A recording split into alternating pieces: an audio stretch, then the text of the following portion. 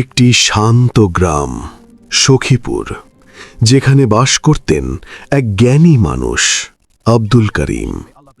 তার প্রিয় উট বারাকা আর ৩ জন লোভী যুবকের একটি চতুর ষড়যন্ত্র। মিথ্যার ফাঁদে ফেলে তারা ভাবল একজন বৃদ্ধকে সহজেই ঠকানো যাবে, কিন্তু তারা জানত না প্রজ্ঞা কখনো প্রতারণার কাছে হার মানে না। একটি উট, একটি পরিকল্পনা আর এমন একটি শিক্ষা যা বদলে দিয়েছিল ৩টি জীবন। দেখুন সত্য, প্রজ্ঞা এবং ক্ষমার এক অসাধারণ গল্প। সখীপুর গ্রাম। সখীপুর নামটি যেমন সুন্দর করে রাখা, গ্রামের পরিবেশও ছিল তেমনি মনোরম। সবুজ ধানক্ষেত আর শান্ত নদীর ধারে এই গ্রামের সবচেয়ে প্রজ্ঞাবান মানুষটি ছিলেন আব্দুল করিম। তার বয়স হয়েছে, কিন্তু বুদ্ধি আর রসবোধ ছিল তরুণের মতো তীক্ষ্ণ। তিনি ছিলেন গ্রামের মসজিদের ইমাম এবং সকলের ভরসার স্থল। তার মুখে সব সময় একটি হাদিস বা একটি মজার গল্প লেগে থাকত। আব্দুল করিমের সবচেয়ে প্রিয় সম্পদ ছিল তার সাদা উটটি, যার নাম তিনি দিয়েছিলেন বারাকা।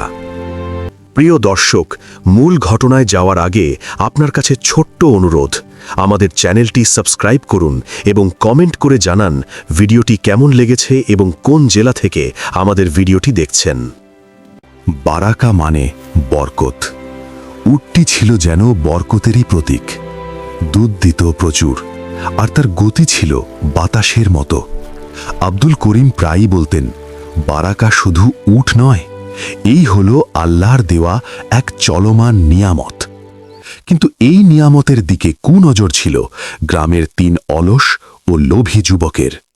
দিলোয়ার ছিল দলের মস্তিষ্ক, কামাল ছিল তার ডান হাত, আর শাখামত ছিল কেবলই একটি বোকা হাঁস, যে শুধু মাথা নাড়তে জানত। তাদের একমাত্র কাজ ছিল গাছের নিচে শুয়ে শুয়ে অন্যের সম্পদ হাতিয়ে নেওয়ার ফন্দিয়াটা। একদিন দিলোয়ার বারাকাকে দেখে দীর্ঘশ্বাস ফেলে বলল, আহা, এই উটটা যদি একবার আমাদের হাতে আসত, বিক্রি করে যে টাকা পাব তা দিয়ে বাকি জীবনটা আর ফজরের নামাজ পড়তে উঠতে হতো না। কামাল বলল, চুরি করা অসম্ভব। চাচা তো সব সময় আল্লাহু আকবার বলে চলেন, ওনার কাছে শয়তানও ঘেঁষে না। তখন দিলোয়ার তার শয়তানি ফন্দিটি বলল, চুরি নয়, আমরা চাচার মন চুরি করব। আমরা ৩ জন আলাদা আলাদা সময় চাচার সামনে গিয়ে উটটিকে অন্য প্রাণী বলে দাবি করব। বারবার একই মিথ্যে শুনলে চাচার মনে সন্দেহ জন্মাবে। তিনি ভাববেন হয়তো তার দৃষ্টিশক্তি কমে গেছে, আর উটটিকে মূল্যহীন মনে করে ছেড়ে দেবেন। শাখাবাত, যে কিনা দলের মধ্যে সবচেয়ে বোকা, সে আনন্দে লাফিয়ে উঠে বলল, দারুণ বুদ্ধি। চাচা যখন উটটিকে গাধা মনে করে ছেড়ে দেবেন, তখন আমরা সেটা নিয়ে পালাবো। পরের দিন সকালে ফজরের নামাজের পর আব্দুল করিম তার উট বারাকাকে নিয়ে পাশের গ্রামে একটি দ্বীনি দাওয়াতের উদ্দেশ্যে রওনা হলেন। আকাশ তখনও পুরোপুরি ফোটেনি।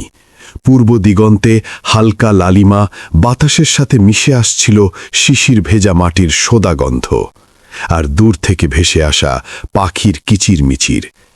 গ্রামের কাঁচা হাস্তা ধরে চলতে চলতে তার মুখে ছিল বিসমিল্লাহির রহমানির রাহিম, আর মনে ছিল আল্লাহর প্রতি অগাধ বিশ্বাস।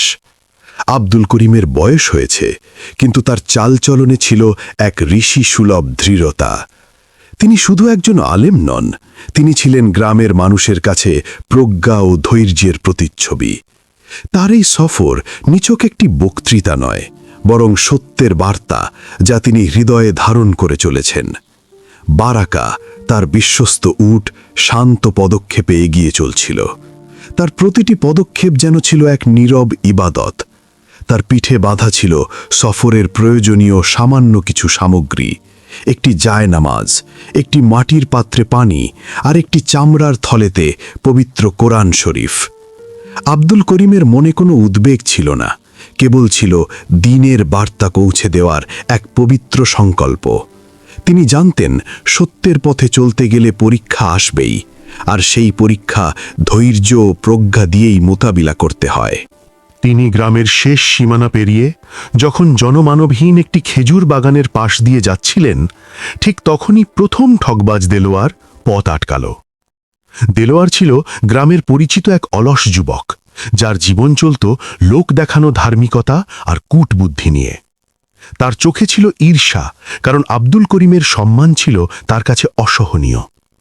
সে এমনভাবে ভান করল যেন সে খুব ধার্মিক এবং আব্দুল করিমের ইবাদতের প্রতি তার গভীর চিন্তা।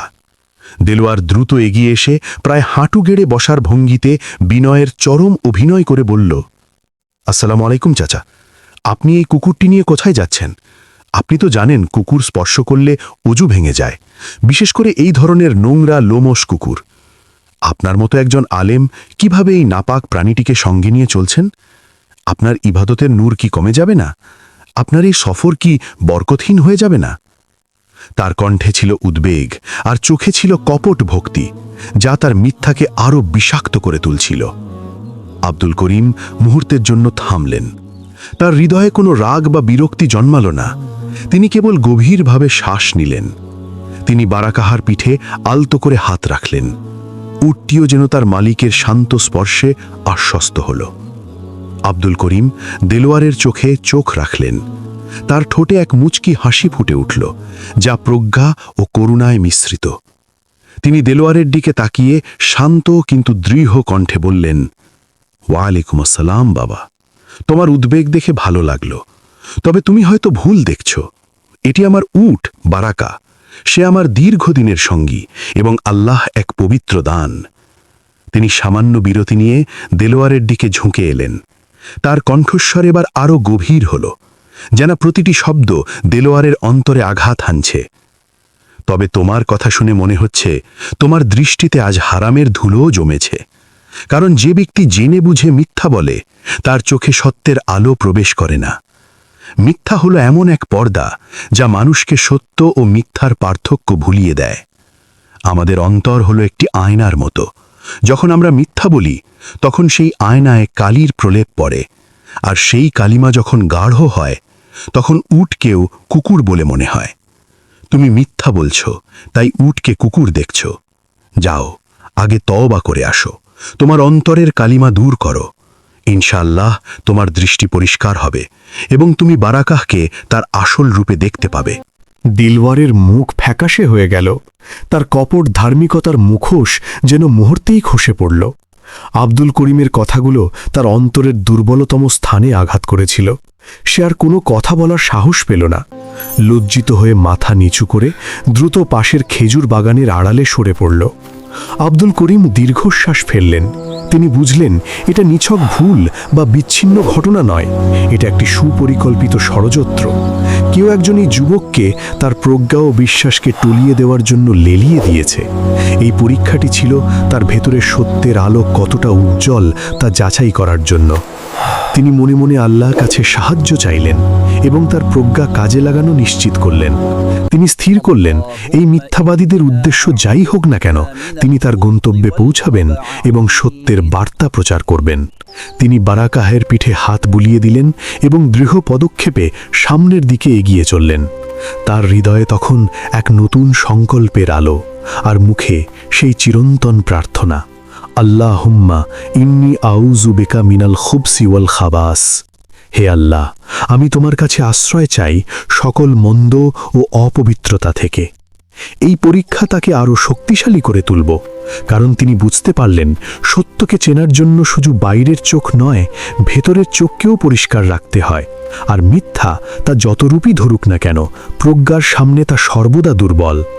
প্রায় 1 ঘন্টা চলার পর যখন আব্দুল করিম ভাবছিলেন যে তিনি হয়তো এই পরীক্ষা পার হয়ে এসেছেন, ঠিক তখনই দ্বিতীয় ঠগবাজ কামাল সামনে এলো।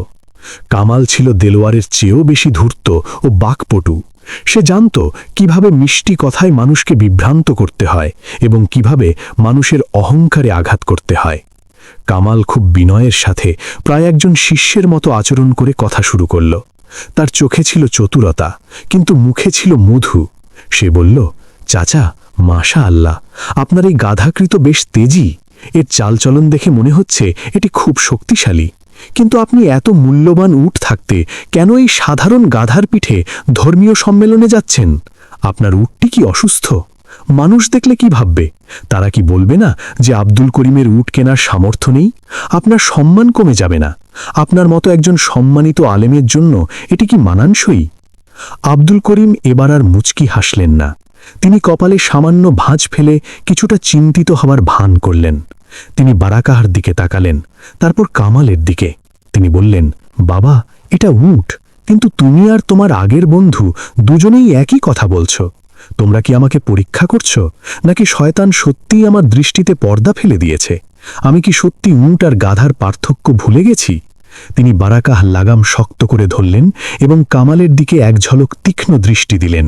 তবে আমি জানি, আল্লাহ কখনো সত্যবাদীকে পথভ্রষ্ট করেন না। সত্যের পথ সর্বদা সরল। তোমরা দুজনে মিলে যে মিথ্যাকে সত্য প্রমাণ করার চেষ্টা করছো, তা তোমাদের নিজেদেরই বিভ্রান্ত করছে। প্রথমজন বলল কুকুর, তুমি বলছো গাধা। তোমরা কি জানো না, মিথ্যার কোনো স্থির রূপ নেই। মিথ্যা প্রতি মুহূর্তে তার রূপ বদলায়, কারণ তার কোনো ভিত্তি নেই। মিথ্যা একবার তোমার পবিত্রতা নিয়ে প্রশ্ন তোলে, কুকুর, আবার তোমার সম্মান ও সামর্থ্য নিয়ে প্রশ্ন তোলে, গাধা। কিন্তু সত্য চিরন্তন, তা বারাকাহের মতো স্থির এবং তার রূপে অটল। এই উটটি উটই থাকবে, হাজার মিথ্যাবাদী তাকে অন্য নামে ডাকলেও। আব্দুল করিমের এই দার্শনিক জবাব কামালের বাকপটুতাকে স্তব্ধ করে দিল। সে বুঝতে পারল তার চাতুরি ধরা পড়ে গেছে। তার সব যুক্তি, সব বিনয় এক লম্হায় অর্থহীন হয়ে গেল। কামালও ব্যর্থ হয়ে মাথা নিচু করে কোনো অজুহাত না দিয়েই দ্রুত বিপরীত দিকে হাঁটা ধরল। তার চোখে ছিল চরম হতাশা। আব্দুল করিম বুঝতে পারলেন, এটা কোনো ভুল নয়, এটা একটি সুপরিকল্পিত ষড়যন্ত্রের শেষ ধাপ। শহরের কাছাকাছি এসে আব্দুল করিমের মনে সামান্য দ্বিধা ছিল, কারণ যে কোনো মানুষই বিভ্রান্ত হতে পারে। তবে সেই দ্বিধা ছিল ক্ষণিকের, যা অভিজ্ঞতার কুষ্টিপথরে যাচাই হয়ে দৃঢ় প্রত্যয়ে পরিণত হল।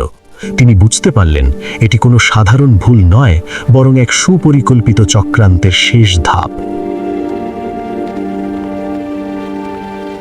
শহরের প্রধান ফটক থেকে আর মাত্র কয়েকশো গজ দূরে, যেখানে জনসমাগম শুরু হয়েছে এবং পথচারীদের আনাগোনা বাড়ছে, ঠিক তখনই তৃতীয় ঠকবাজ সাখাওয়াত সামনে এলো।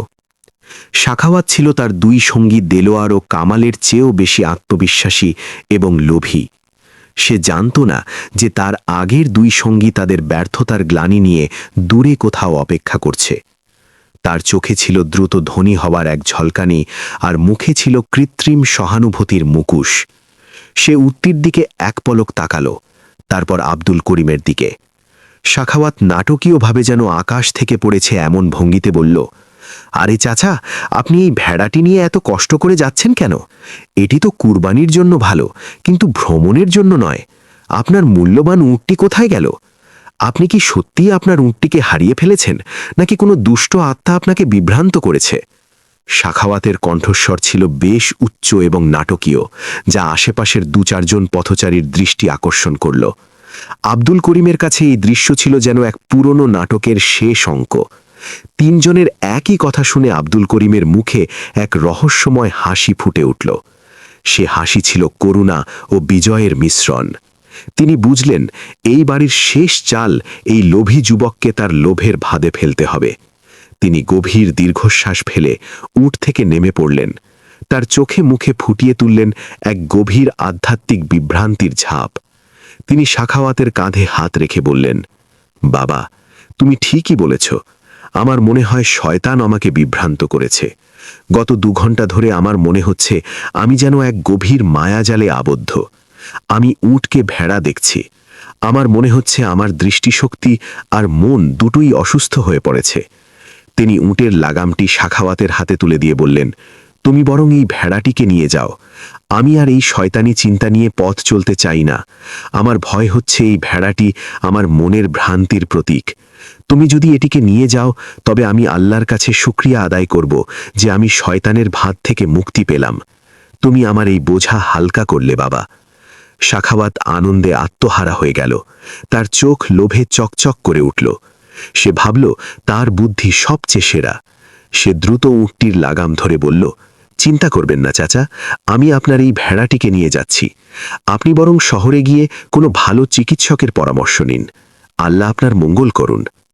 আব্দুল করিম শান্তভাবে মাথা নেড়ে তার চলে যাওয়া দেখলেন। তিনি নিশ্চিত ছিলেন যে এই লোভী যুবক তার সঙ্গীদের কাছে ছুটে যাবে। সাখাওয়াত উটটিকে নিয়ে দ্রুত গ্রাম ছেড়ে পালানোর উদ্দেশ্যে তার দুই সঙ্গী দেলোয়ার ও কামালের কাছে গেল। তারা একটি নির্জন খেজুর বাগানে অপেক্ষা করছিল। সাখাওয়াতকে উটসহ আসতে দেখে দেলোয়ার ও কামাল প্রথমে হতবাক হল। সাখাওয়াত, তুই এটা কি করেছিস? আমরা তো ব্যর্থ হয়ে ফিরে এলাম, কামাল অবাক হয়ে বলল। সাখাওয়াত বুক ফুলিয়ে হাসল। তোরা বোকা, তোরা সরাসরি লোভ দেখিয়েছিলি, আমি চালাকি করলাম। আমি বুড়োকে বিশ্বাস করালাম যে সে পাগল হয়ে গেছে আর তার উটকে ভেড়া দেখছে। সে নিজেই আমাকে এটি দান করে দিল, শয়তানের হাত থেকে মুক্তি পাওয়ার জন্য। তিনজন মিলে তাদের সফলতার জন্য হাসাহাসি করতে লাগল। তাদের মনে হলো যেন তারা পৃথিবীর সবচেয়ে বুদ্ধিমান মানুষ। তারা দ্রুত উটটিকে নিয়ে গ্রাম ছেড়ে পালানোর পরিকল্পনা করল। কিন্তু যখন তারা উটের পিঠ থেকে মূল্যবান রেশমি বস্তাগুলো নামাতে শুরু করল, তখনই তাদের চোখে পড়ল আব্দুল করিমের সেই রহস্যময় হাসি, যা তাদের বোকা বানানোর চূড়ান্ত প্রমাণ। উটের পিঠে একটি ছোট চামড়ার থলিতে একটি চিরকুট রাখা ছিল।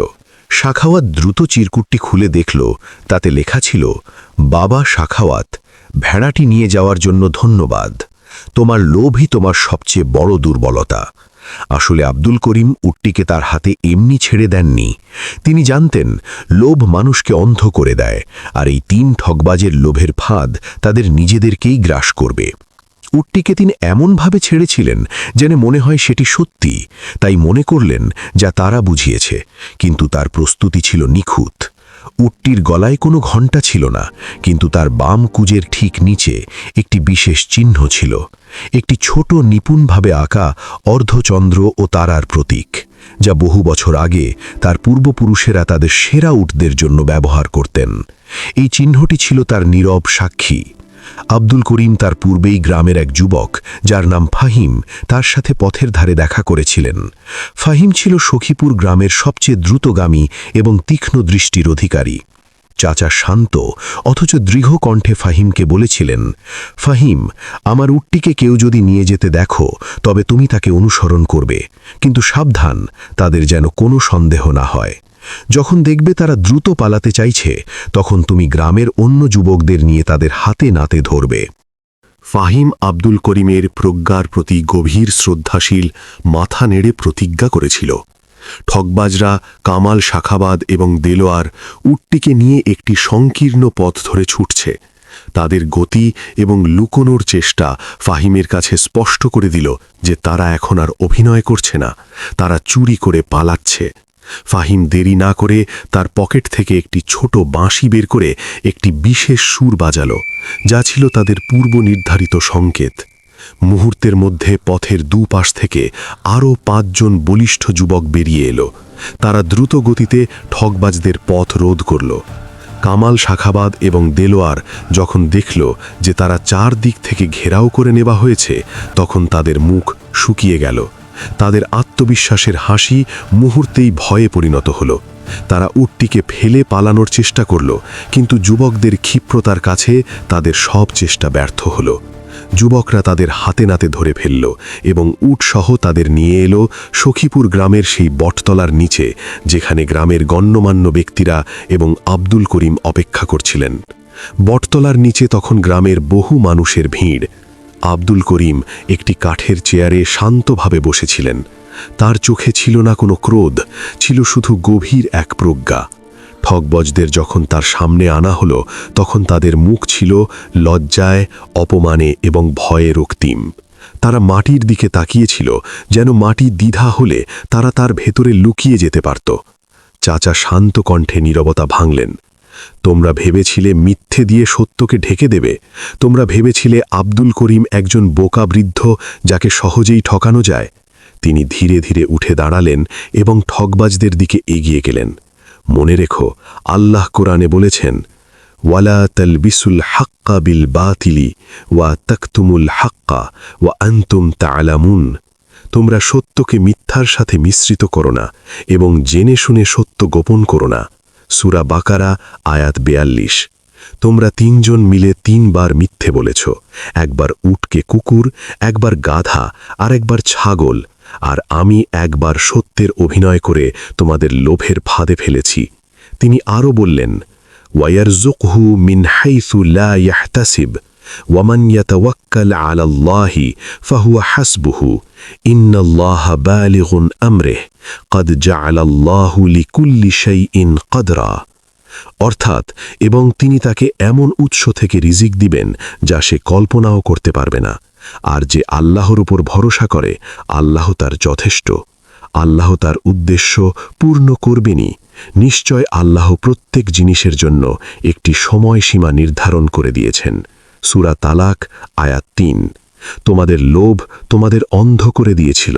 তোমরা ভুলে গিয়েছিলে যে আল্লাহ দেওয়া রিজিক বা রিজিক কেবল হালাল পথেই আসে।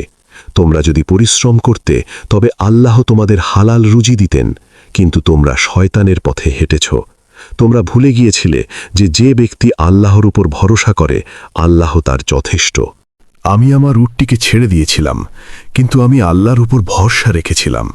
আমি জানতাম আমার বারাকা বা আমার প্রতি আল্লাহর দেয়া আশীর্বাদ কখনো মিথ্যা বা চুরির মাধ্যমে নষ্ট হতে পারে না। তাই আমার বারাকা আমার কাছে ফিরে এসেছে। আব্দুল করিমের কথাগুলো ছিল তীরের ভলার মতো তীক্ষ্ণ, কিন্তু তার কণ্ঠস্বর ছিল পিতার মতো স্নেহময়। গ্রামের মানুষজন নীরবে তার প্রজ্ঞা শুনছিল। ঠকবাজরা আর নিজেদের ধরে রাখতে পারল না। কামাল, যে ছিল তাদের মধ্যে সবচেয়ে চতুর, সে কেঁদে উঠল এবং আব্দুল করিমের পায়ে লুটিয়ে পড়ে ক্ষমা চাইল। শাখাবত দেলোয়ারও অনুতপ্ত হয়ে প্রতিজ্ঞা করল যে তারা আর কখনো ঠকবাজি করবে না এবং হালাল রুজির সন্ধানে কাজ করবে। আব্দুল করিম তাদের ক্ষমা করে দিলেন। তিনি যুবকদের বললেন তাদের বাঁধন খুলে দিতে। তিনি তাদের দিকে তাকিয়ে বললেন, যাও, তোমাদের ক্ষমা করা হলো, কিন্তু মনে রেখো, এই ক্ষমা আল্লাহর কাছে তোমাদের প্রতিজ্ঞা। আজ থেকে তোমরা নতুন জীবন শুরু করো, পরিশ্রম করো, আল্লাহ তোমাদের সহায় হবেন। তিনি প্রত্যেকের হাতে কিছু অর্থ তুলে দিলেন, যা তাদের সৎপথে চলার প্রথম পুঁজি হিসাবে কাজ করবে। এই ঘটনার পর সখীপুর গ্রামে শুধু শান্তি ফিরে এলো না, আব্দুল করিমের প্রজ্ঞা ও উদারতা এক নতুন দৃষ্টান্ত স্থাপন করল। সবাই বুঝতে পারল, মিথ্যা দিয়ে সাময়িক লাভ হলেও চূড়ান্ত বিজয় সবসময় সত্য, প্রজ্ঞা এবং ক্ষমারই। আর কামাল, শাখাবত দেলোয়ার, যারা একদিন ঠকবাজ ছিল, তারা কঠোর পরিশ্রমী এবং সৎ মানুষ হিসাবে সমাজে পরিচিতি লাভ করল। তাদের পরিবর্তিত জীবন সখীপুর গ্রামের মানুষের কাছে এক জীবন্ত শিক্ষা হয়ে রইল।